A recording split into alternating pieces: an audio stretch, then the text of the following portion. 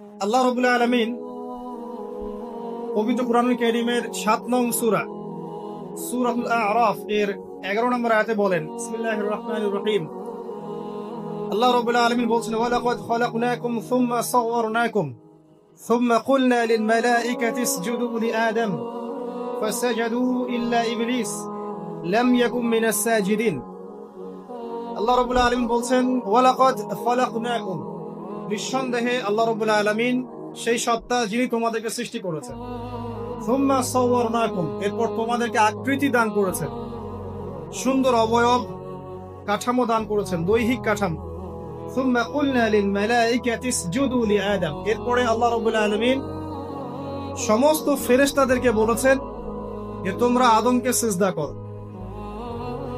আর সূরা বাকারার মধ্যে আছে, আল্লাহ পাক সৃষ্টি করার পরে আদম আলাইহিস সালামকে নাম শিক্ষা দিয়েছেন, অর্থাৎ জ্ঞান শিক্ষা দিয়েছেন, এবং এমন জ্ঞান শিক্ষা দিয়েছেন যেই জ্ঞান ফেরেশতারাও জানতেন না। আল্লাহ পাক ফেরেশতাদেরকে বলেছিলেন যে তোমরা এই নামগুলো বলে দাও দেখি, যদি তোমরা সত্যবাদী হয়ে থাকো। ফেরেশতারা এই নামগুলো বলতে পারেননি। তারা বলেছিলেন, লা ইলমা লানা ইল্লা মা আল্লামতানা, আপনি আমাদেরকে যা শিখিয়েছেন এর বাইরে আমাদের কোনো জ্ঞান নেই। এরপর আল্লাহ পাক আদম আলাইহিস সালামকে বলেছেন, আদম তুমি নামগুলো বলে দাও দেখি। এরপর আদম আলাইহিস সালাম সুন্দর করে সব নামগুলো বলে দিয়েছেন, কারণ আল্লাহ পাক তাকে সেই জ্ঞান শিক্ষা দিয়েছিল। এরপরে আল্লাহ রাব্বুল আলামিন ফেরেশতাদেরকে বলেছেন, তোমরা আদমকে এখন সিজদা করো, কারণ জ্ঞানের মানদণ্ডে আদম তোমাদের চেয়ে শ্রেষ্ঠ। সুবহানাল্লাহ। আর আমরা সেই আদম সন্তান, যদিও বা পৃথিবীতে আসার পরে আমরা আমাদের পরিচয়টা ভুলে গেছি। সেই আদম সন্তান যে আদমকে আল্লাহ রাব্বুল আলামিন ফেরেশতাদেরকে দিয়ে সম্মানিত করলেন, সিজদা করালেন, সেই আদম সন্তান এখন আল্লাহর জমিনে শিরক করে, নবী সাল্লাল্লাহু আলাইহি ওয়াসাল্লামের সুন্নতের অনুসরণ করতে চায় না, নবীদের আদর্শ মানতে চায় না, কোরআন এবং সুন্নাহ মেনে জীবন করতে চায় না। সেই আদম সন্তান এখন জিনা করে, ব্যভিচার করে, মাদক দ্রব্য পান করে, সমকামী। সেই আদম সন্তান এখন ঘুষ খাচ্ছে, সুদ খাচ্ছে, দুর্নীতি করছে, অন্যের সম্পদ আত্মসাৎ করছে, অন্যায়ভাবে মানুষকে হত্যা করছে। এমন কোনো গুনাহ নাই যে সেই আদম সন্তান করছে না। কোন আদম সন্তান? যার পিতাকে আল্লাহ রাব্বুল আলামিন কি করলেন? ফেরেশতাদেরকে দিয়ে সিজদা করালেন। তাহলে চিন্তা করেন যে আমরা আমাদের পরিচয়টা কি পরিমাণ হারিয়ে ফেলেছি। আমরা তো চেতনার কথা বলি না, শেকড়ের কথা বলি না, আমরা সংস্কৃতির কথা বলি না। এই কথাগুলো আমরা বলি। আমাদের সত্যিকারের চেতনা হচ্ছে ইসলামিক চেতনা। সত্যিকারের শেকড় হচ্ছে এই শেকড় যে আমরা আদম আলাইহিস সালামের সন্তান, যে আদমকে আল্লাহ রাব্বুল আলামিন ফেরেশতাদেরকে দিয়ে সিজদা করিয়েছেন জ্ঞানের কারণে। আজকে সেই আদম সন্তান দেখবেন জ্ঞান অর্জন করতে চায় না, দিনের জ্ঞান অর্জন করতে চায় না, দুনিয়ার জ্ঞান অর্জন করতে চায়, দিনের জ্ঞান অর্জন করতে চায় না। যে জ্ঞান তাকে পরকালে নাজাতের ওসিলা করবে, সেই কোরআনটুকু তিলাওয়াতও করতে চায় না, তিলাওয়াত করা শিখতেও চায় না, আগ্রহই নাই। তাহলে আমরা কি পরিমাণে আমাদের শেকড়টা ভুলে গেছি, চেতনা হারিয়ে ফেলেছি, আমাদের মূল সংস্কৃতি থেকে দূরে সরে আসছি। একটু চিন্তা করেন। সামনে যাই।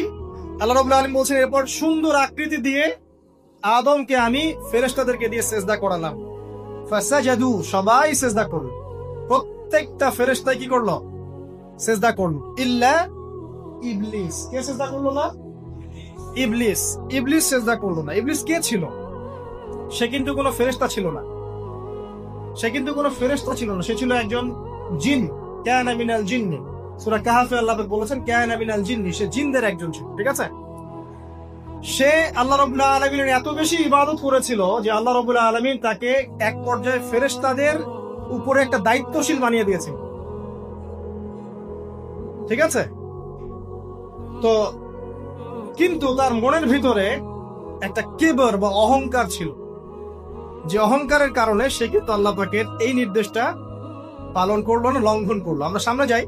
লাম ইয়াকুম মিনাস সাজিদিন, আল্লাহ পাক বলেন সে সিজদাকারীদের অন্তর্ভুক্ত ছিল না। কে? ইবলিস। আচ্ছা, ক্বালা, আল্লাহ পাক এবার বলছেন, মা মানাআকা আল্লা তাসজুদা ইয আমারতুক, আল্লাহ পাক বলছেন, হে ইবলিস, কিসে তোমাকে নিষেধ করলো, কে তোমাকে বারণ করলো আদমকে সিজদা করতে, যাকে আমি সিজদা করার আদেশ করেছি? কি জন্য করলে না? সোজা কথায়, তুমি কি জন্য সেজদা করলে না আদমকে? মা মানে আকা, তোমাকে কে বারণ করলো? এবার ইবলিস তার দলিল পেশ করছে। সে বলছে যে ক্বালা আনা খায়রুম মিন, সে বলল আমি আদমের চাইতে উত্তম। আসসালাতু খায়রুম মিনান নাওম, এটা জানেন না? ঘুমের চেয়ে নামাজ উত্তম। ঠিক এভাবেই সে ইবলিস বলছে কি, আনা খায়রুম মিন, আমি তার চেয়ে উত্তম। কি কারণে উত্তম? খালাকতানি মিন নার ওয়া খালাকতাহু মিন তিন, হে আল্লাহ, আপনি আমাকে সৃষ্টি করেছেন আগুন দিয়ে, জিনদেরকে কি দিয়ে সৃষ্টি করা হয়েছে? আগুন দিয়ে। ফেরেশতাদেরকে কি দিয়ে? নূর দিয়ে। তাহলে এখানে প্রমাণ হলো যে ইবলিস কিন্তু ফেরেশতা নয়। আমাকে সৃষ্টি করেছেন আগুন দিয়ে, ওয়া খালাকতাহু মিন তিন, এবং আদমকে সৃষ্টি করেছেন তিন মানে কাদামাটি দিয়ে। তার মানে আগুন কাদামাটির চেয়ে সুপিরিয়র, বেশি মর্যাদা সম্পন্ন, ওর মানে কে আছে আর কি। এই কারণে সে সিজদা করলো না। এবার আল্লাহ রাব্বুল আলামিন বলছেন ক্বালা ফাহবিজ মিনহা, ইবলিস এখান থেকে নেমে যাও। এটা কোন জায়গা? একদম মহাকাশের উপরে না, নাকি পৃথিবীতে? এটা সাত আসমানের উপরের ঘটনা। ইতিহাস শুরু হয়েছে মহাবিশ্বে। মানুষের অস্তিত্বও ছিল না, এমন একটা সময় চলে গেছে। মহাবিশ্বে কোটি কোটি বছর চলে গেছে যখন মানুষ বলতে কিচ্ছু ছিল না। ছিল না। অনেক পরে মানুষকে সৃষ্টি করা হয়েছে। তো এখন দুনিয়াতে মানুষের চলাচল দেখলে মনে হয় মহাবিশ্বে সে একাই আছে, আর কেউ নাই, তাই না? আচ্ছা, এটা দলিল কোরআনে আছে। সূরা দাহার 1 নম্বর আয়াত পড়ে দেখবেন, হাল আতা আলাল ইনসানি হিনুম মিনাদ দাহরি লাম ইয়াকুন শাইআম মাযকুরা। আল্লাহ পাক বলছেন মানুষের উপরে এমন সময় চলে গেছে যে মানুষ কোনো আলোচ্য বিষয় ছিল না, উল্লেখযোগ্য কোনো বিষয় ছিল না। তো সভ্যতার শুরুর ঘটনা হচ্ছে এটা, মানে মানব সভ্যতার একদম শুরুর শেকড়ের ঘটনা হচ্ছে এটা। একদম শুরুর চেতনা, শুরুর সংস্কৃতি শুরু হচ্ছে এখানে। এবার ইবলিস বলছে আমি সিজদা করব না, বিকজ আমি তার চেয়ে সুপিরিয়র। আপনি তাকে সৃষ্টি করেছেন মাটি দিয়ে, আমাকে সৃষ্টি করেছেন আগুন দিয়ে, আমি তাকে সিজদা করব না। সে আল্লাহ পাকের আদেশ লঙ্ঘনই করলো না, বরং আল্লাহকে উল্টা একটা যুক্তি দেখালো যে আপনি ভুল, আমি ঠিক। নাউজুবিল্লাহ, আপনি আমাকে আদমকে সিজদা করতে বলছেন, এটাই ভুল, বরং উচিত হচ্ছে ও আমাকে সিজদা করবে। নাউজুবিল্লাহ। তো সে কিন্তু আবা ওয়াস্তাকবার, সে উদ্ধত হলো এবং অহংকারও প্রদর্শন করলো। আল্লাহ পাক বলেন ক্বালা ফাহবিত মিনহা, এখন এখান থেকে নেমে যাও। এই জান্নাতি বলেন আর ওই ঊর্ধ্ব জগতই বলেন, সেখান থেকে তোমরা নেমে যাও, তুমি নেমে যাও।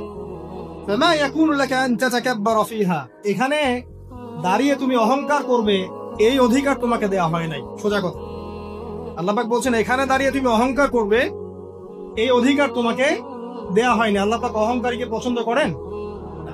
অহংকারীদেরকে আল্লাহ পাক কিয়ামতের মাঠে পিঁপড়ার মতো উঠাবেন।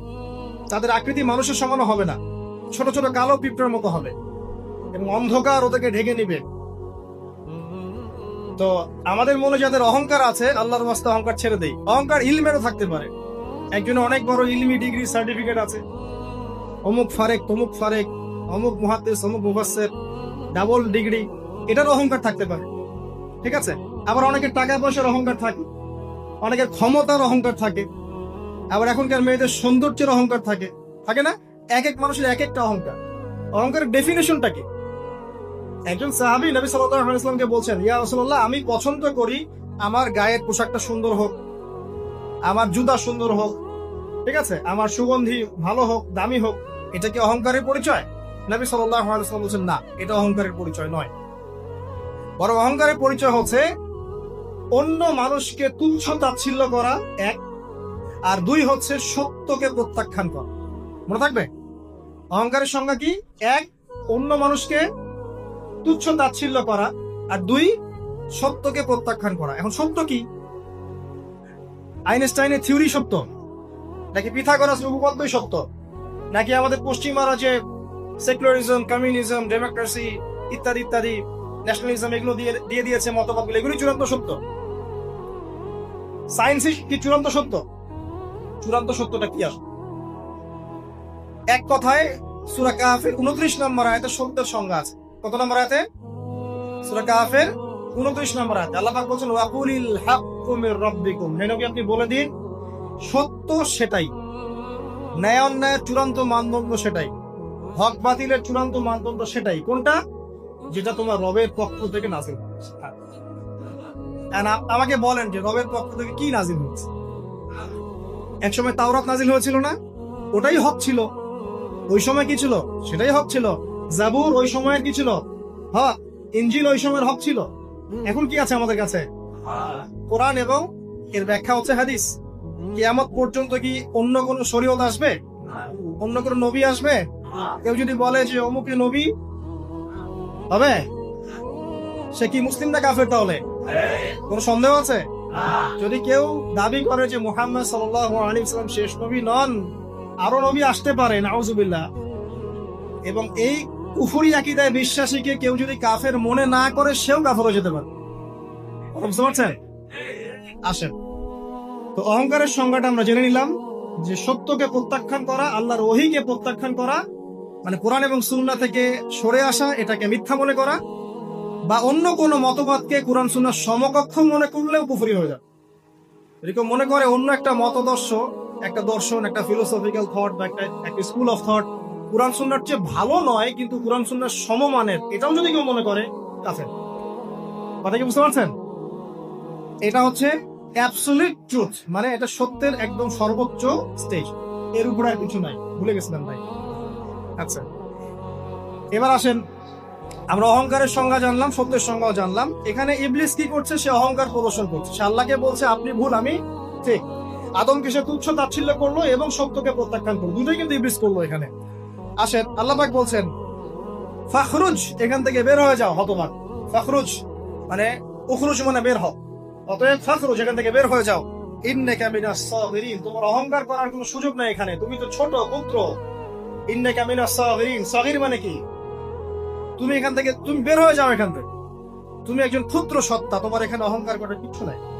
কলা, এবার ইবলিস বলছে, এই জায়গাগুলো খুব ভালো করে শোনেন, আমাদের লেকচারের আসল জায়গায় কিন্তু যাবে। যদি আড়াইটা পর্যন্ত লেকচার দিয়ে কোনো সমস্যা আছে? আচ্ছা, তাহলে বসে থাকেন। খাওয়া দাওয়া করে আসছেন তো? আচ্ছা, কলা, এবার ইবলিস বলছে আনজিরনি, শোনেন, ইবলিস বলছে আনজিরনি, হে আল্লাহ আমাকে অবকাশ দিন। কি বলছে? আমাকে অবকাশ দিন। ইলা ইয়াউমি ইউবআসুন, যেই দিন আপনি কিয়ামত ঘটাবেন, যেই দিন সবাইকে পুনরুত্থিত করবেন, ওই দিন পর্যন্ত আমাকে অবকাশ দিন। সূরা বাকারায় আছে, অন্য সূরায় আছে, রব্বি আনজিরনি ইলা ইয়াউমি ইউবআসুন। ইবলিস বলছে হে আমার রব। কি বলছে ইবলিস?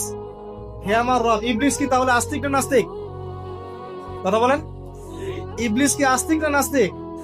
আস্তিক। ইবলিস বলছে যে ইয়া রব্বি, রব্বি হে আমার রব, হে আমার প্রতিপালক। আল্লাহকে ইবলিস বলছে হে আমার প্রতিপালক, আনজিরনি আমাকে অবকাশ দিন, ইলা ইয়াউমি ইউবআসুন, কিয়ামত দিবস পর্যন্ত, বা যেদিন আপনি পুরো মানব জাতিকে উঠাবেন কবর থেকে, আবার ওই দিন পর্যন্ত আমাকে অবকাশ দিন। তার মানে কিয়ামত যে হবে এটা নতুন করে লেখা হয় নাই, সভ্যতা হিস্ট্রি শুরু থেকে কিয়ামত ছিল। কথা বুঝতে পারছেন? ফেরেশতারাও জানতেন যে একদিন মহাবিশ্ব ধ্বংস হয়ে যাবে। যখন পৃথিবীতে মানুষকে পাঠানো হয়নি তার আগেই ফেরেশতারা জানতেন, আল্লাহ পাকের ইলমে ছিল এবং তিনি এটা ফয়সালা করে দিয়েছিলেন যে একদিন এই পুরো মহাবিশ্বই ধ্বংস হয়ে যাবে। ইবলিস আগে থেকে জানতো যে কিয়ামত হবে, এই জন্য সে বলছে আমাকে কিয়ামত পর্যন্ত অবকাশ দিন। আল্লাহ পাক এবার কি বলছেন দেখেন, ইবলিস আল্লাহর কাছে চাইলো, আল্লাহ পাক তাও তাকে ফেরত দিলেন না। আর আমরা আল্লাহর কাছে চাইতে এখন হতাশা হয়ে যায় না, দোয়া করতে থাকি আর বলি যে আমার দোয়া কবুল হচ্ছে না। আর ইবলিস একটা জিনিস চাইলো, আল্লাহ পাক বললেন ক্বালা ইন্নাকা মিনাল মুনজারিন, যাও তুমি অবকাশ প্রাপ্তদের একজন, তোমাকে অবকাশ দেয়া হলো। এক কথায় তোমার দোয়া কবুল করা হয়েছে, তোমার অবকাশ তোমাকে দেয়া হলো, কারণ আল্লাহ পাক এটা পরীক্ষা করবেন ইবলিসকে দিয়ে, মানব জাতিকে। ক্বালা, এবার ইবলিসের চ্যালেঞ্জ শোনেন, এটাই আমাদের আজকের লেকচারের মূল পয়েন্ট। এই জায়গা থেকে ইবলিস চ্যালেঞ্জ করছে। কি চ্যালেঞ্জ করছে? ফাবিমা আগওয়াইতানি, হে আল্লাহ আপনি যে কারণে আমাকে বিচ্যুত করলেন, মানে আমি আমার যে কৃতকর্মের কারণে আপনার রহমত থেকে বঞ্চিত হয়ে গেলাম, ঠিক আছে, লাআকুদান্না লাহুম সিরাতাকাল মুস্তাকিম, আমি সেই আদমের এবং আদমের সন্তানের সরল পথে ওত পেতে বসে থাক। কথাটা ভালো করে বোঝেন। ইবলিস চ্যালেঞ্জ করলো কাকে? আল্লাহকে। যে কারণে আল্লাহ আপনি আমাকে বহিষ্কার করলেন, এখন আমি কি করব? আমি এই আদম সন্তানের সরল পথে, আপনাকে পাওয়ার এই পথে, পথের আনাচে কানাচে আমি ওত পেতে বসে থাকবো। কি জন্য বসে থাকবো? যাতে করে আমি আদম সন্তানকে বিচ্যুত করতে পারি। শুধু তাই নয়, সে আরো বলছে সুম্মা লাআতিয়ান্নাহুম, আমি শুধু বসেই থাকবো না, আমি আদম সন্তানের কাছে আসবো। মিন বাইনি আইদিহিম, তার সামন থেকে আসবো, ওয়া মিন খালফিহিম, আদম সন্তানের পিছন থেকে আসবো, ওয়া আন আইমানিহিম, তার ডান দিক থেকে আসবো, ওয়া আন শামাইলিহিম, তার বাম দিক থেকে আসবো। ওয়ালা তাজিদু আকসারাহুম শাকিরিন, আল্লাহ পাক আপনি তাদের বেশিরভাগকেই শুকরগুজার পাবেন না। কথা কি ক্লিয়ার না? কোন সমস্যা? ইবলিস কি চ্যালেঞ্জ করলো? আমি শুধু বসেই থাকবো না, ডান দিক থেকে আসবো, বাম দিক থেকে আসবো, সামন থেকে আসবো, পিছন থেকে আসবো, আমি আদম সন্তানকে পথভ্রষ্ট করেই ছাড়বো, আপনি আদম সন্তানের বেশিরভাগকে পথভ্রষ্ট পাবেন। ইবলিসের কথা কি বাস্তব প্রতিফলন দেখা যায় এখন সমাজে? বেশিরভাগ মানুষ নামাজ পড়ে না পড়ে না, বেশিরভাগ মানুষ সুদ খায় না খায় না, বেশিরভাগ যুব সমাজ জেনা করতেছে না করতেছে না, বেশিরভাগ লোক মাদক খাচ্ছে না খাচ্ছে না। পৃথিবীর কোন জায়গায় আল্লাহর বিধান আছে কি নাই? দুই একটা জায়গায় আছে আই ওয়াশ, শোডাউন। বেশিরভাগ নারী পর্দায় চলে না চলে না, বেশিরভাগ মানুষ রোজা রাখে না রাখে না, বেশিরভাগ মানুষ যাকাত দেয় কি দেয় না। তাহলে ইবলিস যে বললো আপনি বেশিরভাগকেই শুকরগুজার পাবেন না, বেশিরভাগ মানুষ পরকালের স্বার্থে কাজ করে না, দুনিয়ার স্বার্থে কাজ করে। কতজন মানুষ আল্লাহ পাকের দ্বীনটাকে প্রচার প্রসার প্রতিষ্ঠার কথা বলে বা কুরআন সুন্নাহর কথাগুলো মেনে চলে? কতজন মানুষ? বেশিরভাগ লোক মেনে চলে। তাহলে ইবলিস কি সফল না ব্যর্থ? ইবলিসের চ্যালেঞ্জ কি সফল না ব্যর্থ? ইবলিসের কথা সে কিন্তু অক্ষরে অক্ষরে পালন করেছে। আর এই ইবলিসকে আল্লাহ পাক কেন পৃথিবীতে দিয়েছেন? আমাদেরকে পরীক্ষা করার জন্য, যেন আমরা এই সম্পদ থেকে বিচ্যুত না হই। সামনে যান, আরো কঠিন কথা আছে। ক্বালা খরুজ মিনহা, আল্লাহ পাক বলছেন এখান থেকে বের হয়ে যাও। মাযউমান মাদহুরা, একদম অপদস্থ লাঞ্ছিত হয়ে এখান থেকে বের হয়ে যাও। লামান তাবিআকা মিনহুম, তুমি তো চ্যালেঞ্জ করলে আমাকে, ঠিক আছে, কিন্তু যে ব্যক্তি যেই তোমার অনুসরণ করবে, আল্লাহ পাকের কথা শুনেন, যেই তোমার অনুসরণ করবে, লাআমলাআন্না জাহান্নামা মিনকুম আজমাইন, যে পুরুষ বা নারী যেই হোক না কেন, যে আদম সন্তান ইবলিস তোমার অনুসরণ করবে, তোমার পথ ধরবে, আমি তোমাকে সহ এদের সবাইকে দিয়ে জাহান্নাম পূর্ণ করব। আল্লাহর কিচ্ছু যায় আসে। আল্লাহ পাক যদি এই পুরো পৃথিবীটাকেও জাহান্নামে নিক্ষেপ করেন অবাধ্যতার কারণে, আল্লাহ পাকের কিছু যায় আসে? ওই যে আপনাদের এখানে নদী আছে না, কি বালাসী ঘাট, এখানে চর টর আছে না, চরের মধ্যে একটা বালুর কণার কি দাম আছে বলুন তো? একটা বালুর কণার কোন দাম আছে? এই পুরো মহাবিশ্বে পৃথিবীর অবস্থান এর চেয়েও কম। তো পুরো পৃথিবীর মানুষ যদি আল্লাহর অবাধ্য হয়, আল্লাহ পাক যদি পুরো দুনিয়াটাকে ধ্বংস করে দেন, জাহান্নামে নিক্ষেপ করেন, আল্লাহ পাকের কিছু যায় আসবে কিনা? এবার আসেন, এখান থেকে আমরা বুঝতে পারলাম ইবলিস একটা তৃতীয় সত্তা। আল্লাহ পাক আদম আলাইহিস সালাম কে সৃষ্টি করলেন, নাম শিক্ষা দিলেন, সিজদা করালেন, ইবলিসকে সিজদা করতে বললেন, সে করলো। সে চ্যালেঞ্জ করলো উল্টা যে আমি ওর চেয়ে উত্তম, আপনি ভুল, আমি সঠিক। সে অহংকার করলো এবং একই সাথে সে আদমকে পথভ্রষ্ট করার চ্যালেঞ্জও করে বসল। আল্লাহ পাক ঘোষণা করলেন, যদি কোনো আদম সন্তান তোমাকে ফলো করে, তোমাকে সহ তাকে আমি জাহান্নামে নিক্ষেপ করব। ঠিক আছে এই পর্যন্ত? এবার সামনে আসেন। এবার আল্লাহ পাক আদমকে বলছেন, কাকে বলছেন? আদম আলাইহিস সালামকে বলছেন, ইয়া আদম, হে আদম। তার আগে আদম আলাইহিস সালামের বুকের পাঁজর থেকে কাকে সৃষ্টি করেছেন? হাওয়া আলাইহিস সালাম, সভ্যতার ইতিহাসের প্রথম নারী এবং ইতিহাসের সবচেয়ে সুন্দরী রমণী কে? হাওয়া আলাইহিস সালাম। আরেকজন আছেন সবচেয়ে সুন্দরী রমণী, কে? কে বলতে পারবেন? জি না, 100 টাকা পুরস্কার বলেন। হ্যাঁ, নাম কি? মাশাআল্লাহ, ওই ওকে পুরস্কার দিও। কি নাম তোমার? মাশাআল্লাহ, মাশাআল্লাহ। দ্বিতীয় সুন্দরী রমণী, দুজন রমণীকে বলা হয় পৃথিবীর সবচেয়ে সুন্দরী রমণী। আপনি যাদেরকে দেখে সিডিউস হচ্ছেন, যদিও এদেরকে দেখে সিডিউস আর কিছু নাই, কারণ এরা তো সুন্দর না, কোনো দিক থেকে সুন্দর না, না পোশাকের দিক থেকে, না চেহারার দিক থেকে, না ফিজিক্যাল স্ট্রাকচারের দিক থেকে। এদেরকে দেখে তো পাগলও সিডিউস হবে। তো আদম আলাইহিস সালাম এবং আদম আলাইহিস সালামের স্ত্রী হাওয়া আলাইহিস সালাম এবং সারা আলাইহিস সালাম, ইতিহাসের সবচেয়ে সুন্দর রমণী, ইতিহাসের সবচেয়ে সুন্দর রমণী কাদের স্ত্রী ছিলেন? নবীদের না অন্য কারো? এই জন্যই বলি, আপনি যদি পবিত্র থাকেন, আল্লাহওয়ালা মানুষ হন, ইনশাআল্লাহ তাআলা আল্লাহ পাক আপনার ঘরে একজন নেককার পুণ্যবতী সুষ্ঠী স্ত্রী দান করবেন। আপনি যদি এইসব অশ্লীলতার গোলক ধাঁধায় পড়ে নিজের ঈমান হারিয়ে ফেলেন, চরিত্র হারিয়ে ফেলেন, সম্ভাবনা খুবই কম যে আপনি একজন দিনদার মেয়ে পাবেন। বরং আপনি এমন কাউকেই পেতে পারেন যে আপনার মতোই, ঠিক আছে? দেখবেন যে আপনি 10 ঘাটের পানি খেয়ে আসছেন, ও দেখবেন 12 ঘাটের পানি খেয়ে আসছে। আল্লাহ পাক আমাদের যুব সমাজকে হেফাজত করুন, আমিন। আল্লাহ পাক এবার আদম আলাইহিস সালামকে বলছেন, ইয়া আদম, হে আদম, উসকুন আনতা ওয়া যাওজুকাল জান্নাহ। আদম শোনো, তুমি এবং তোমার স্ত্রী দুইজন এখন জান্নাতে থাকো। কোথায় থাকো? জান্নাতে থাকো। ওয়া কুলা মিন হাইসু শি'তুমা, যেখানে ইচ্ছা সেখান থেকে খাবার খাও। জান্নাতের নাজ নেয়ামতের কথা তো আপনারা শুনেছেন অনেক, আমি ওইগুলো বলতে যাচ্ছি না, সময় চলে যাবে। যা ইচ্ছা তাই পাবেন সেখানে, যা ইচ্ছা তাই। এমন একটা জায়গা যেটা কখনো কোনো চোখ দেখে নাই, কোনো কান শোনেও নাই। চোখ না দেখলেও, কান না শুনলেও মানুষ মনে মনে অনেক কিছু কল্পনা করে না, এটা কল্পনাও করার সুযোগ নাই। এত উন্নত মানের একটা জায়গা।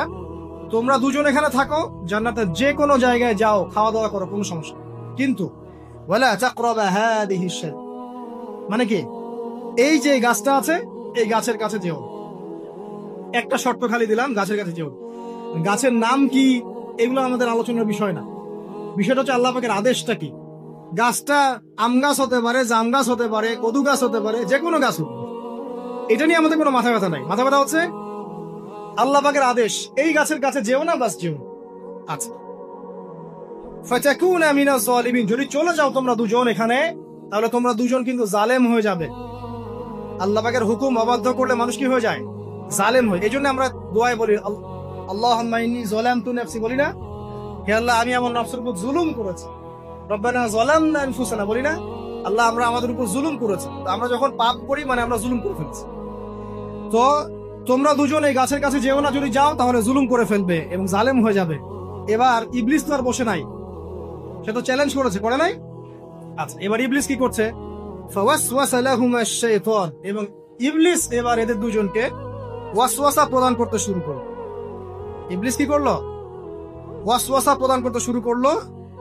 ওয়াসওয়াসাটা এমন ছিল যে, হাল আদুল্লুকা আলা শাজারাতিল খুলদি ওয়া মুলকিন লা ইয়াবলা।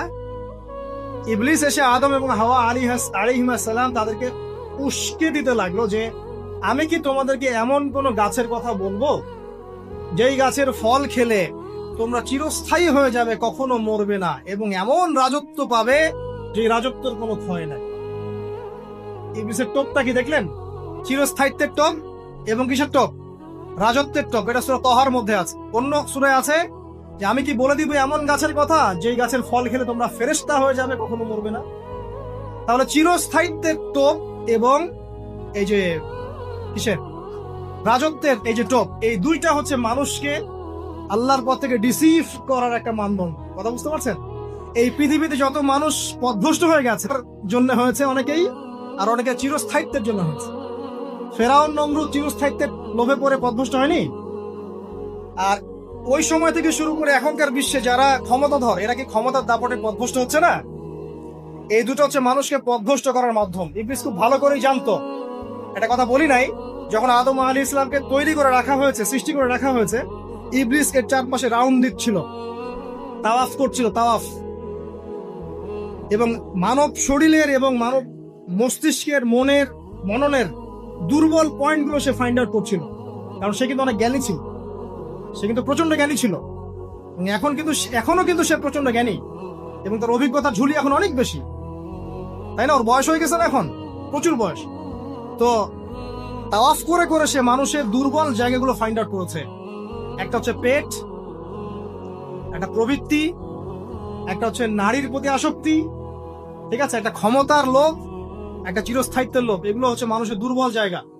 ইবলিস এগুলো ফাইন্ড আউট করে ওইভাবে চাল দিয়েছে। কথা বুঝতে পারছেন? একটু খেয়াল করে দেখেন, এখনকার বিশ্বে যত অন্যায় হচ্ছে, ম্যাক্সিমাম পাপ হচ্ছে পেটের কারণে। পেট। সুদ খায় কেন? পেটের কারণে। ঘুষ খায় কেন? পেটের কারণে। ইভেন যে এখন জেনা করছে, ওদেরকে তো এখন যৌনকর্মী বলতে হয়, তাই না? সম্মান দিয়ে কথা বলতে হয়। তো যৌনকর্মী যারা, তারাও দেখবেন পেটের কারণেই করছে। পেটের কারণ।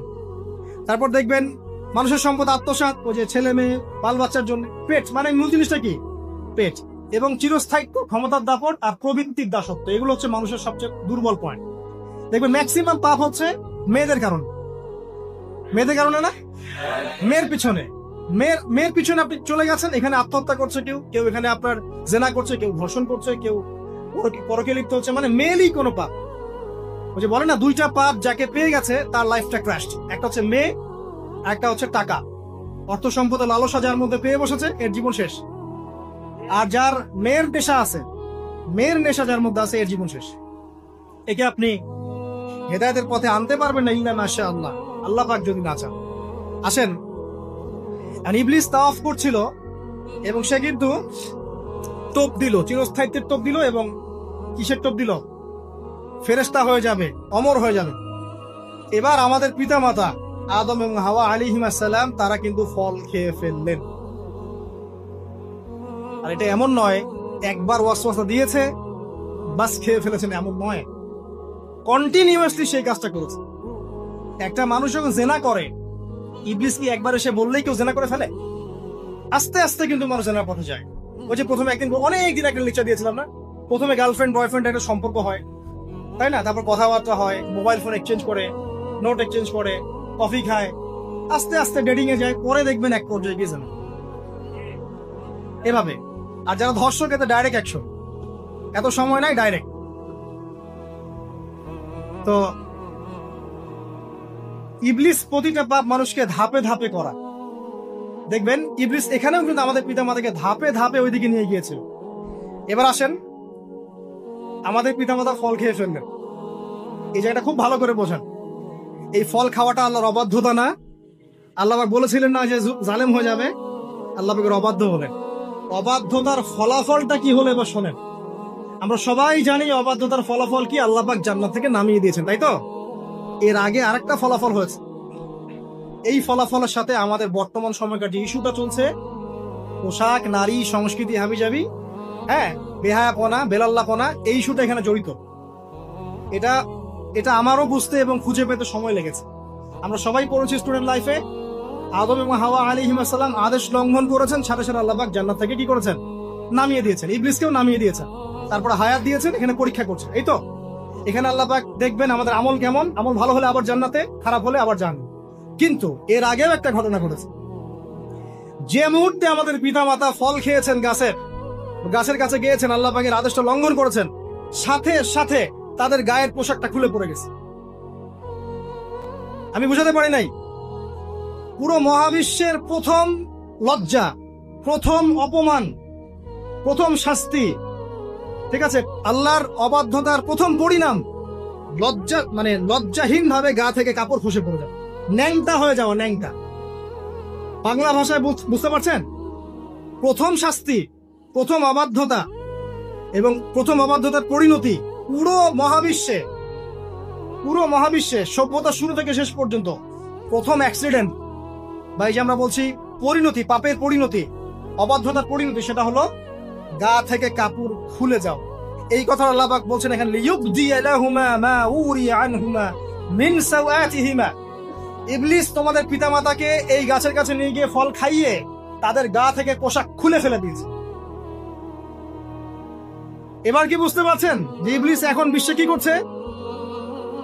ইবলিস সেম কাজটা করছে আমাদের সাথে, আমাদের গা থেকে তারা পোশাক খুলে ফেলে দিচ্ছে। সভ্যতার শুরুর পাপ বলছি না আমরা, এটা আসলে ভুল।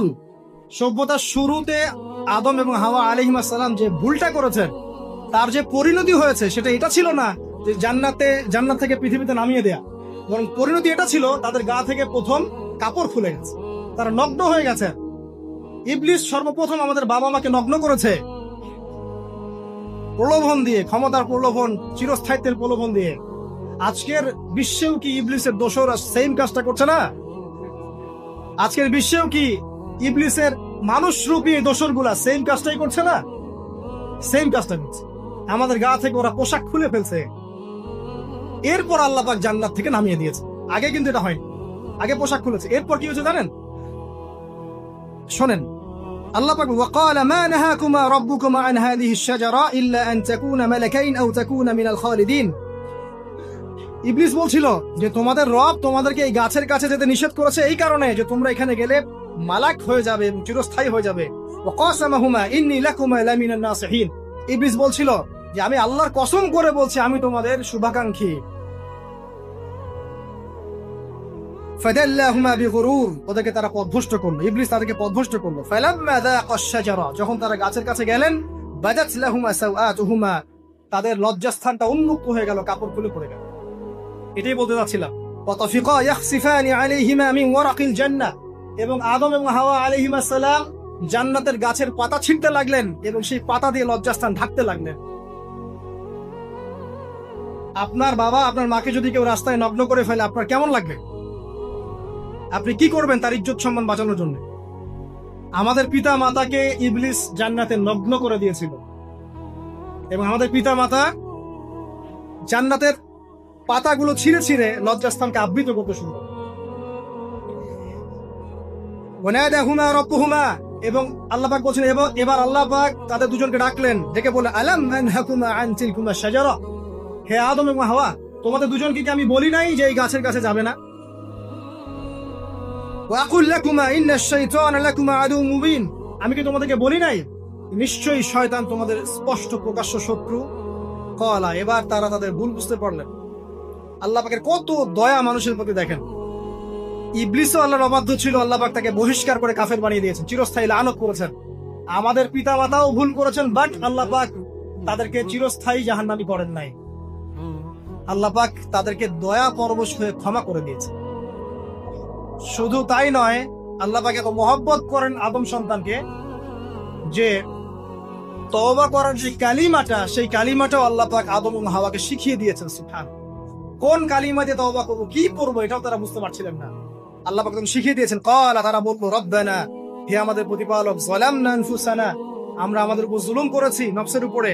ওয়া ইল্লাম তাগফির লানা ওয়া তারহামনা লানাকুনান্না মিনাল খাসিরিন। এই দোয়াটা করলেন আমাদের পিতামাতা, আল্লাহ পাক মাফ করবেন। কিন্তু মাফ করার পরে আর জান্নাতে থাকা হলো? এই পৃথিবীতে নামিয়ে দেওয়া। পৃথিবীতে নামিয়ে দেওয়ার পরে একটা হায়াত দেওয়া হলো, কারো 50, 60, 70, 100, 200, 500, 1000 ইত্যাদি। এবং আল্লাহর পক্ষ থেকে ঐশী গ্রন্থ পাঠানো হলো, কখনো তাওরাত, কখনো জাবুর, কখনো ইনজিল ইত্যাদি, কখনো কোরআন। শর্ত দেয়া হলো যারা আল্লাহ পাকের এই ঐশী গ্রন্থগুলো মেনে চলবে তারা ইনশাআল্লাহ আবার মৃত্যুর পর সেই জান্নাতে ফিরে যাবে যেখান থেকে তারা বহিষ্কৃত হয়েছে। আর যে বা যারাই আল্লাহ পাকের এই আয়াত, নিদর্শন এবং ঐশী গ্রন্থগুলোকে অস্বীকার করবে, এটাকে মিথ্যা প্রতিপন্ন করবে, আল্লাহ পাক এদের সবাইকে দিয়ে জাহান্নাম পূর্ণ করবে ইনশাআল্লাহ। আল্লাহ পাক এটাও বলেছেন যে আল্লাহ পাক ওয়ালাকাদ যারানা লিজাহান্নামা কাসীরাম মিনাল জিন্নি ওয়াল ইনস, আল্লাহ পাক বহু মানুষ আর জিনকে দিয়ে জাহান্নাম পূর্ণ করবেন। কারণ এই দুই জাতিকে পাঠানো হয়েছিল পৃথিবীতে শুধু আল্লাহর ইবাদত করার জন্য। ওমা খালাকুল জিন্না ওয়াল ইনসা ইল্লা লিয়াবুদুন, এরা সেটা করে নাই। এই কারণে আল্লাহ পাক হাদিসের মধ্যে জানিয়েছেন প্রতি 1099 জন মানুষকে আল্লাহ পাক জাহান্নামে পাঠিয়ে দিবেন। তবে বেশিরভাগ জান্নাতি হবে এই উম্মতে মুহাম্মাদের মধ্যে। এবার শোনেন, আমাদের পিতামাতার এই পরিণতির পর আল্লাহ পাক যখন আমাদেরকে পৃথিবীতে পাঠালেন, আল্লাহ পাক আমাদেরকে নগ্ন করে পৃথিবীতে রাখেন নাই। সুবহানাল্লাহ, আল্লাহ পাক আসমান থেকে লিবাস পাঠিয়েছেন। এই যে সমাজ বিজ্ঞানের বইগুলোতে লেখা আছে না, মানুষ আগে নগ্ন ছিল, গাছের ছালপাতা পরে থাকতো, তারপরে বন্যপ্রাণী শিকার করতো, গুহায় গুহায় থাকতো। বোগাস, মিথ্যা, বাজে কথা এগুলো, একদম টোটাল মিথ্যা কথা এগুলো। আল্লাহ রাব্বুল আলামিন সভ্যতা শুরু করেছেন নবী দ্বারা, সভ্যতা শেষও করবেন নবী দ্বারা। প্রত্যেক যুগে যুগে সভ্যতার ধারক এবং বাহক ছিলেন নবীগণ। আর আদম আলাইহিস সালাম পৃথিবীতে আসার পর নগ্ন হয়ে থাকেন নাই। আল্লাহ পাক আসমান থেকে লেবাস পাঠিয়েছিলেন। সুবহানাল্লাহ, আল্লাহ পাক আমাদেরকে নগ্ন করে রাখেন নাই। এবার দেখেন আল্লাহ পাক কি বলছেন, ইয়া বানি আদম। আচ্ছা আসেন, ইয়া বানি আদম, হে বনু আদম, কাদেরকে বলছেন? আমাদেরকে। قد أنزلنا عليكم لباسا يواري سوآتكم وريشا, হে বনু আদম, আমি তোমাদেরকে নগ্ন ছেড়ে দিচ্ছি না, আমি তোমাদের জন্য লেবাস আর পোশাক পাঠাচ্ছি, যেই পোশাক দিয়ে তোমরা তোমাদের লজ্জাস্থানকে আবৃত করবে এবং সৌন্দর্য বর্ধন করবে। এটা করছি না আমরা এখন? আচ্ছা, ওয়া লিবাসুত তাকওয়া যালিকা খায়র, আর তাকওয়ার লেবাস, তাকওয়ার পোশাকটা হচ্ছে সবচেয়ে উত্তম। যেমন দেখেন আমাদের সতর কি এই নাভির উপর থেকে হাঁটুর নিচ পর্যন্ত না, তাই বলি কি আমরা সবাই এভাবেই ঘুরি? এটা সর্বনিম্ন একটা স্কেল, তাই না? এর উপর আপনি জুব্বা পরছেন, পাগড়ি পরছেন, টুপি পরছেন, বা আপনি হয়তো আরো ঢিলেঢালা কোনো পোশাক পরছেন, এই পোশাকটাকে বলা হচ্ছে তাকওয়ার পোশাক। ওয়া লিবাসুত তাকওয়া যালিকা খায়র, এটা আরো উত্তম। একজন মেয়ে, অনেক আলেম বলছেন যে চোখ, এই চোখটুকু ঢেকে বের করে দেখা যাবে, বলছে না? অনেকে বলেছেন কিনা? কিন্তু এটাও যদি কেউ সামনে জিলবাব দিয়ে ঢেকে রাখে তাহলে কি উত্তম নয়? পর্দার ক্ষেত্রে উত্তম নয়? তো লিবাসুত তাকওয়া যালিকা খায়র, তাকওয়ার যে পোশাক সেটা আরো উত্তম বেশি। নরমালি তো পোশাক দিয়েছি, তাকওয়ার পোশাক সবচেয়ে উত্তম বেশি। আল্লাহ পাকের একটা সতর্কবাণী শুনে নেবার, যালিকা মিন আয়াতিল্লাহ, এই পোশাকটা আল্লাহ পাকের নিদর্শন। পোশাকটা কি? আল্লাহ পাকের নিদর্শন। লাআল্লাকুম ইয়াযাক্কারুন, যাতে করে তোমরা স্মরণ করতে পারো। কি স্মরণ করবো? ওই যে আমাদের পিতা মাতাকে নগ্ন করে দিয়েছে ইবলিস, এটা মনে রাখতে পারো তোমরা, এটা আল্লাহ পাকের নিদর্শন। ইয়া বানি আদম, হে বনু আদম, লা ইয়াফতিনান্নাকুমুশ শাইতান। এবার শোনেন, আল্লাহ পাক আমাদেরকে বলছেন, হে বনু আদম, লা ইয়াফতিনান্নাকুমুশ শাইতান, শয়তান যেন আবার তোমাদেরকে ফিতনায় ফেলতে না পারে। পৃথিবীতে তোমরা থাকবে, শয়তানের বহু দোসর তোমাদের সামনে থাকবে, ডানে বামে, যে ডান থেকে আসবে, বাম থেকে আসবে, হ্যাঁ, সামন পিছন থেকে আসবে, মিডিয়ার মধ্যে দিয়ে তোমাদের ঘরে ঘরে ঢুকে যাবে শয়তানের দোসর। লা ইয়াফতিনান্নাকুমুশ শাইতান, শয়তানের দোসররা যেন তোমাদেরকে ফিতনায় ফেলতে না পারে। কে বলছেন? আল্লাহ পাক বলছেন। কিরকম ফিতনা? কামা আখরাজা আবাওয়াইকুম মিনাল জান্নাহ, ঠিক যেভাবে শয়তান তোমাদের পিতা মাতাকে জান্নাত থেকে বের করে দিয়েছিল, ওই রকম ফিতনায় যেন ফেলতে না পারে। ঠিক আছে? ওয়ায়ানজিউ আনহুমা লিবাসাহুমা, এবং শয়তান তোমাদের পিতা মাতার লেবাস খুলে ফেলেছিল, নগ্ন করে দিয়েছিল, নগ্নতা, বেহায়াপন, অশ্লীলতা শিখিয়েছিল, ওইদিকে ধাবিত করতে চেয়েছিল। শয়তানের দোসররা যেন এটা করতে তোমাদের সাথে না পারে, সতর্ক থাকবে। লিউরিয়াহুমা সাওআতিহিমা, যাতে করে তোমাদের লজ্জাস্থানটা উন্মুক্ত হয়ে যায়। ইন্নাহু ইয়ারাকুম, নিশ্চয় শয়তান তোমাদের সবাইকে দেখতে পায়। হুয়া ওয়া কাবিলুহু, সে এবং তার পুরো কবিলার লোকজন, মিন হাইসু লা তারাউনাহুম, এমন জায়গা থেকে যে জায়গা তোমরা দেখতে পারো। আর শয়তান এবং তার অনুসারী যারা আছে, হোক মানুষ আর জিন, তারা তোমাদেরকে দেখতে পারে এমন জায়গা থেকে যা তোমরা দেখো না। আমরা যারা এই বিশ্বে আছি, আমরা সবাই এখন খেলার পুতুলের মতো খেলছি। যারা নিয়ন্ত্রণ করে বিশ্ব, এদেরকে কেউ দেখতে পারে না, এরা মানুষ শয়তান। কথা বুঝতে পারছেন? আর এমনি জিন শয়তান যারা আছে, এদেরকে তো আমরা দেখতে পারি না, অনেক দূর থেকে তারা আমাদেরকে দেখতে পায়। আল্লাহ পাক সতর্ক করছেন এটা। ইন্না জাআলনা আশ-শায়াতিন আউলিয়া লিল্লাযিনা লা ইউমিনুন, শোনেন, নিশ্চয়ই যারা আমার প্রতি ঈমান আনে না বা আমার অবাধ্য হয়, আমার আদেশ মানে না, তাদের সাথে আমি শয়তানকে বন্ধু বানিয়ে দিয়েছি। এবার বুঝলেন কেন বললাম এরা মানুষ শয়তান? বিকজ এদেরকে আল্লাহ পাক শয়তানের বন্ধু বানিয়ে দিয়েছেন, এরা শয়তানের বন্ধু। অন্য সূরায় আছে, শয়তান, জিন শয়তান মানুষ শয়তানকে ওহী করে। জিন শয়তান মানুষ শয়তানের মাথায় এসব বুদ্ধি ঢালে, শয়তানি বুদ্ধিগুলো শয়তান মানুষের মাথায় ঢালে। মানে মানুষ মাথাটা আগে সে রিড করেছে, কাকে কোন দিক দিয়ে রিসিভ করা যাবে। ঠিক আছে? আচ্ছা, এরপরে আরো আল্লাহ পাক বলছে, ওয়াইদা ফাআল ফাহিশাতান, তারা যখন কোনো ফাহিশা কাজ করে, নোংরা বেহায়ার মতো কাজ করে, ক্বালু, তারা বলে, ওয়াজাদনা আলাইহি আবানা, এরকম করেই আমরা আমাদের পিতা মাতাদেরকে পেয়েছি। মানে যুগ যুগ ধরে এই সংস্কৃতি চলে আসছে, নগ্নতার সংস্কৃতি, বলে না? কথা বুঝতে পারছেন না? এই কথাই তারা বলে, যেটা কোরআনে আছে। আল্লাহ পাক বলছেন, ক্বালু ওয়াজাদনা আলাইহি আবানা, তারা বলে আমাদের পিতৃপুরুষদেরকে আমরা 1000 বছর থেকে দেখেছি এইভাবেই ড্রেস আপ, এমনি ব্লাউজ ছাড়া শাড়ি পরতে দেখেছি, এমনি দেখেছি পেট বের করে চলতে, এমনি দেখেছি এই শর্ট কামিজ পরে চলতে, নগ্ন হয়ে চলতে। এখন তো বিকিনি সংস্কৃতি আসে, এবং এটা মুভমেন্ট চলছে, মানে মানুষের দেহ থেকে কাপড় খুলে ফেলার মুভমেন্ট, আন্দোলন শুরু হচ্ছে। ঠিক আছে? এবং দোহাই হচ্ছে আমরা 1000 বছর থেকে এমনিই চলছে। এই যে আল্লাহ পাক বলছেন, ক্বালু ওয়াজাদনা আলাইহি আবানা, আমরা এর উপরে আমাদের পিতা মাতাদেরকে পেয়েছে। ওয়াল্লাহু আমারানা বিহা, এরা আরো বলে আল্লাহ আমাদেরকে এই আদেশ করেছেন। নাউযুবিল্লাহ। আল্লাহ বলছেন, আল্লাহ পাকের আদেশ কি? কুল ইন্নাল্লাহা লা ইয়া'মুরু বিল ফাহশা, নিঃসন্দেহে আল্লাহ পাক কোনো ফাহেশা কাজের আদেশ করতেই পারেন? নিঃসন্দেহে আল্লাহ পাক কোনো ফাহেশা, বেলাল্লাপনা, বেহায়ার মতো কোনো আদেশ, কোনো কাজের আদেশ করতে পারেন না। আতাকুলুনা আলাল্লাহি মা লা তা'লামুন, তোমরা কি আল্লাহ সম্পর্কে এমন কথা বলছো যেই কথা তোমরা জানো না? এই পর্যন্ত থাক। এবার আসেন বাস্তবতায় আসেন। এতটুকু যে আমরা হিস্ট্রির সূচনার কথাগুলো বললাম, এখানে আপনারা কিন্তু প্রথম একটা দলিল পেলেন মানুষের দেহ থেকে পোশাক খুলে ফেলা। এরপর আমি পুরো কোরআনটা ঘাটার চেষ্টা করেছি। আদম আলাইহিস সালাম থেকে শুরু করে মুহাম্মদ সাল্লাল্লাহু আলাইহি ওয়াসাল্লাম পর্যন্ত হাজার হাজার শতাব্দী চলে গেছে, তাই নাই? হাজার হাজার বছর চলে গেছে, বহু জাতি এসেছে, বহু জাতি চলেও গেছে। আমরা কি প্রথম জাতি নাকি?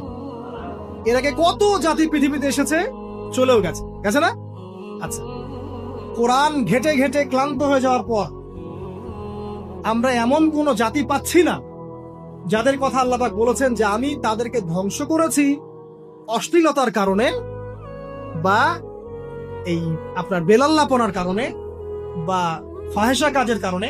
সরাসরি এই একটা কারণ দেখে আল্লাহ পাক কোনো কওমকে ধ্বংস করেছেন খুব রেয়ার, খুঁজে পাওয়া যাচ্ছে না।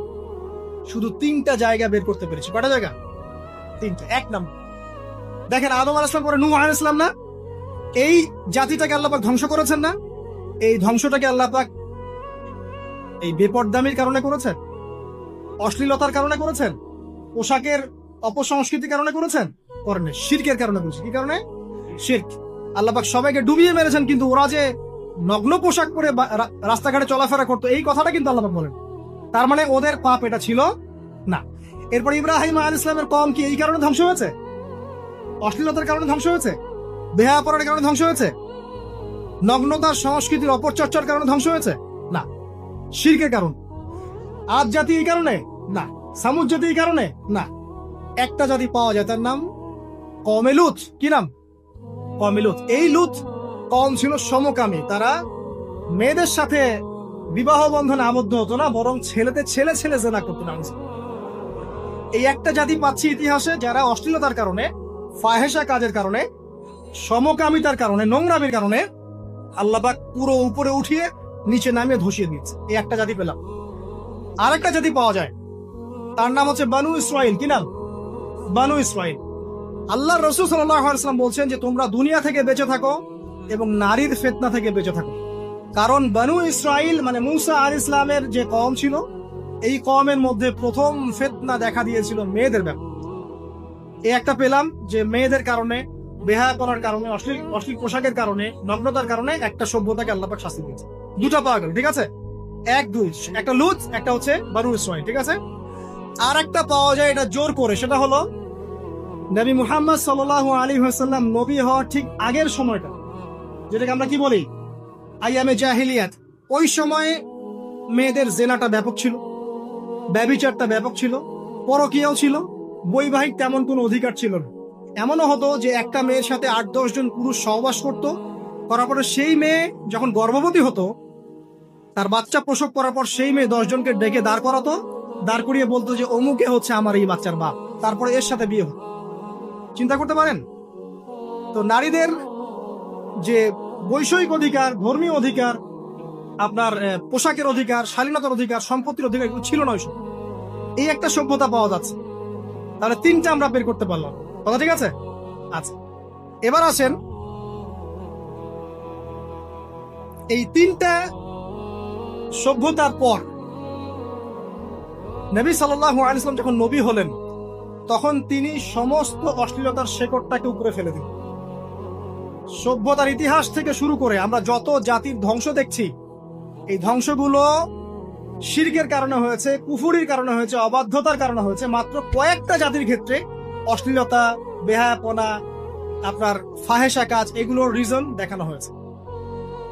তো এ থেকে একটা বিষয় প্রমাণ করা যায়, এই কথাটা ভালো করে বোঝেন। এ থেকে একটা বিষয় প্রমাণ করা যায় যে যত সভ্যতা ধ্বংস হয়ে গেছে, ওই সভ্যতার মানুষরা আর যাই করুক না কেন, তাদের পোশাক আশাক ঠিকঠাক ছিল।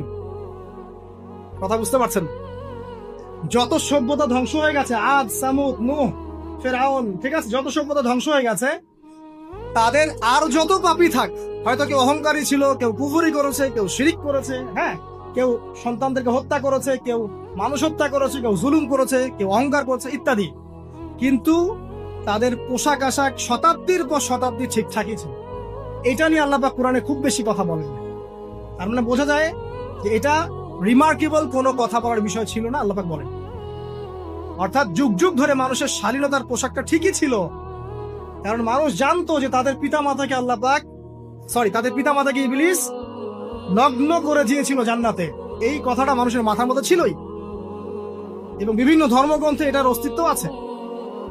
আপনি শুধু ইসলাম না, অন্য যে কোনো ধর্মগ্রন্থ ঘাটেন, হিন্দু ধর্মগ্রন্থ ঘাটেন, সেখানে দেখবেন বলা হচ্ছে যেন মেয়েরা পর্দায় থাকে। দেখেন, পরে দেখেন, বেদের মধ্যে এটা আছে। আমি গতকালকেও স্টাডি করছি।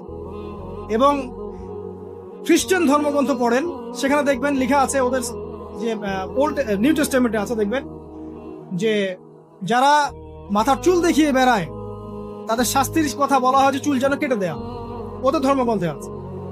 যারা জিউস, যারা পুরো বিশ্বে মুসলিমদেরকে অত্যাচার করে থাকে, এদের ধর্মগ্রন্থেও পর্যন্ত আছে যে যখন ইসহাক আসছিলেন, একজন নারী জিজ্ঞাসা করলেন কে আসছেন, তার ভৃত্য বললেন যে আমার প্রভু আসছেন। তখন তিনি নেমে নিজে একটা ঢিলাঢালা পোশাক করলেন, তারপর সামনে গেলেন। শুধুমাত্র ইসলাম ধর্মে নয়, যত ধর্ম চলে গেছে পৃথিবীতে, সমস্ত ধর্মের মধ্যেই নারীদের শালীন পোশাকের কথাটা বর্ণিত আছে এখন পর্যন্ত। তার মানে যারা এখন অশালীন বিষয়ের দিকে মানুষকে ধাবিত করতে চায়, এদের আসলে কোনো ধর্ম নাই। ধর্মের সাথে এদের কোনো সম্পর্ক আসলে নেই। আর আমরা কিন্তু কথা বলছি ধর্মের বেসিসে, হোক সেটা হিন্দুইজম বা খ্রিস্টানিজম বা জিউডিজম বা ইসলাম, আমরা ধর্মের বেইজে কথা বলছি। এখন যদি কেউ বলে ধর্মতাত্ত্বিক কথাবার্তা দিয়ে এসবে দলিল দিবেন না, তাহলে তার সাথে একটা ডিবেট হবে আল্লাহ আছেন কি নাই। যদি আমরা ডিবেটে জয়লাভ করি হ্যাঁ আল্লাহ বলে একজন আছেন, তাহলে আল্লাহ পাকের বিধান কোনটা, এখন চলমান সর্বশেষ বিধান কোনটা, এটাতে আসতে হবে ডিবেট। ডিবেট 1 আল্লাহ আছে কি নাই, ডিবেট 2 আল্লাহ পাকের সর্বশেষ ধর্মগ্রন্থ কোনটা। এই তো, এই দুইটাতে আমরা যদি জয়লাভ করি, এবং ইনশাল্লাহ আমরা সেটা করবো, এটাতে আমাদের কেউ ঠেকাতে পারবেন ইনশাল্লাহ, এটাই সত্য, তাহলে মানুষের উপর ওয়াজিব হয়ে যাবে এটার উপর আমল করা। এখন আমরা এর বেসিসে দেখবো কোনটা ঠিক কোনটা বেঠিক, তাই না, কোনটা সত্য কোনটা মিথ্যা, কোনটা ন্যায় কোনটা অন্যায়, তখন আমরা এর বেসিসে দেখবো, অন্য কোনো ভিত্তির বেসিসে দেখবো। এখানে চেতনা, যুগ যুগ ধরে চলে আসে সংস্কৃতি, আমাদের বাপদাদা দোহাই, এইসব ইস্যু টানা যাবে না। বেস হবে কি কোরআন এবং সুন্নাহ, এবং অন্যান্য ধর্মগ্রন্থগুলো যদি ওটাতে রাজি থাকে ওটাতেও, কারণ প্রত্যেকটা ধর্মগ্রন্থেই বলা আছে শালীনতার কথা, লম্বা ঢিলেঢালা পোশাকের কথা, হোক সেটা হিন্দুইজম বা খ্রিস্টানিজম বা জিউডিজম। পরে দেখেন, না থাকলে আমার কাছে আসেন, প্রতিটা ধর্মগ্রন্থে এটা কথা লিখেছে। এবার আসেন, সর্বশেষ নবী মুহাম্মদ সাল্লাল্লাহু আলাইহি ওয়াসাল্লাম যখন নবী হন, আরবের ওই চিত্রটা, জেনা, ব্যভিচার, পরকীয়া, অশ্লীলতা, এটাকে সমূলে উপড়ে ফেলে দেন 23 বছরের মধ্যে। 23 বছরের নববী জীবনের পরে সেখানে কোনো জেনা আছে, কোনো বেপরদামি আছে, কোনো ব্যভিচার আছে, কোনো সুদ আছে, কোনো শিরক আছে, কোনো মাদক আছে? যেগুলো আছে খুবই অল্প, যেটা আছে সেটা কি খুবই অল্প, এটা কিন্তু ধরা যায় না। 2-1টা অ্যাক্সিডেন্ট হতেই পারে। সাহাবীদের যুগেও নামাজ পড়তে গিয়ে কোনো একজন দেখা গেছে অ্যাক্সিডেন্ট হয়ে গেছে, জেনা হয়ে গেছে, এটা তো রেয়ার ঘটনা। এক্সেপশনাল সামথিং কি এক্সাম্পল হতে পারে? যেটা কমন সেটা হচ্ছে এক্সাম্পল।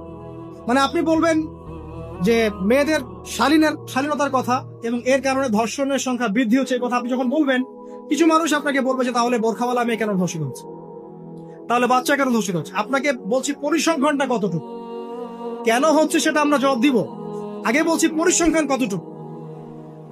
যারা বেপর্দায় চলছে এদের হ্যারাসমেন্টের পরিসংখ্যানটা বেশি না বোরখাওয়ালা মেয়ের পরিসংখ্যানটা বেশি? বলেন। যারা বেহায়ার মতো চলছে, বেপর্দায় চলছে, এদের পরিসংখ্যানটা বেশি নাকি শিশু অ্যাবিউজিং এর পরিসংখ্যানটা বেশি? তাহলে মূল যে জায়গাটা, ওইখানে আগে ফোকাস করতে হবে, তারপরে আমরা গৌণ জায়গায় যাব। এবং এই জায়গাটাতে আমরা দলিল বা প্রমাণ হিসেবে পেশ করব মানুষের রুচিবোধের পরিবর্তন, মানসিকতার পরিবর্তন এবং পাশবিক একটা প্রবৃত্তির দাসত্ব। এটা কিভাবে হচ্ছে? এটা পর্নোগ্রাফির কারণে হচ্ছে, এটা পর্নোগ্রাফির কারণে হচ্ছে, মিডিয়ার কারণে হচ্ছে, অবাধ ফ্রি মিক্সিং এর কারণে হচ্ছে, যৌন সুশ্রুরির কারণে হচ্ছে, এবং যৌনতাকে সহজলভ্য করে দেওয়ার কারণে এই দুর্ঘটনাগুলো ঘটছে। আচ্ছা, আগে আমি আমার পয়েন্টে আসি। নবী সাল্লাল্লাহু আলাইহি ওয়াসাল্লাম যখন এটার শিকড়টা উপরে ফেলে দিলেন, তখন কিন্তু মক্কা, মদিনা, পুরো জাজিরাতুল আরবে আর কোনো বেহায়া পড়ার কোনো শিকড় থাকলো না। আল্লাহ পাক কিভাবে এটা করলেন? পুরো হিস্ট্রির ইতিহাস টেনে দিয়ে আল্লাহ পাক কয়েকটা আদেশ নাজিল করলেন। সেই আদেশটা কোরআন এবং সুন্নাহে আছে। আল্লাহ পাক প্রথমে ছেলেদেরকে বললেন, শোনো, সূরা নূর 30 নম্বর আয়াত। আল্লাহ পাক ছেলেদেরকে বললেন, তোমরা তোমাদের চোখ নিচু রাখো, এটা আমাদের দায়িত্ব। প্রত্যেকটা ছেলের দায়িত্ব বেগানা মেয়েকে দেখলে চোখটা কি করবে? নিচু করবে। তাহলে আপনি সিডিউসড হবেন, এক কথা। 2 নাম্বার, আল্লাহ পাক আমাদেরকে বললেন তোমরা তোমাদের লজ্জাস্থানকে হেফাজত করো। কাদেরকে? আমাদেরকে, মানে ছেলেদেরকে। প্রথমে আল্লাহ পাক ছেলেদেরকে বললেন চোখ নিচু করে রাখো, লজ্জাস্থানে হেফাজত। ঠিক আছে। সূরা বানী ইসরাঈল আল্লাহ পাক বললেন জেনার ধারের কাছেও যেও না, ধারের কাছেও যেও। আল্লাহ পাক আরো বললেন যদি কেউ জেনা করে ফেলে সূরা নূরে, তাহলে তাকে 100টা বেত্রাঘাত করতে হবে। কয়টা? 100টা, এবং 1 বছরের জন্য তাকে বহিষ্কার করতে হবে। আল্লাহ পাক শাস্তিও দিলেন, শুধু তাত্ত্বিক বিধান দেন নাই, শাস্তিও দিয়েছেন। কারণ শুধু তাত্ত্বিক বিধান দিয়ে হবে? আমি যদি ওয়াজ করে বেড়াই ভাই মদ খায় না, মদ খায় না, কোনো শাস্তি না অ্যাপ্লাই করি, তাহলে কি মদ ছাড়বে মানুষ? আমরা যদি বলি হত্যা করা মহাপাপ, মহাপাপ, দুর্নীতি করা মহাপাপ, মানুষ দুর্নীতি ছাড়বে? ছাড়বে না, যতক্ষণ না শাস্তি নিশ্চিত করা যাচ্ছে। আল্লাহ পাক তাত্ত্বিক কথা শুধু বললেন না, শাস্তিও নিশ্চিত করলেন। তারপর আল্লাহ পাক আরো বললেন যদি বিবাহিত কোনো ব্যক্তি ব্যভিচার করে তাহলে তাকে রজম করতে হবে, মাটিতে পুঁতে তাকে পাথর নিক্ষেপ করে হত্যা করে। ঠিক আছে, শাস্তি। এরপরে দেখেন আল্লাহ পাক মেয়েদেরকে বলছেন, মেয়েদেরকে বলছেন তোমরা মূলত ঘরে থাকো, যদি বাইরের পরিবেশ তোমাদের অনুকূলে না থাকে তোমরা ঘরে অবস্থান করো।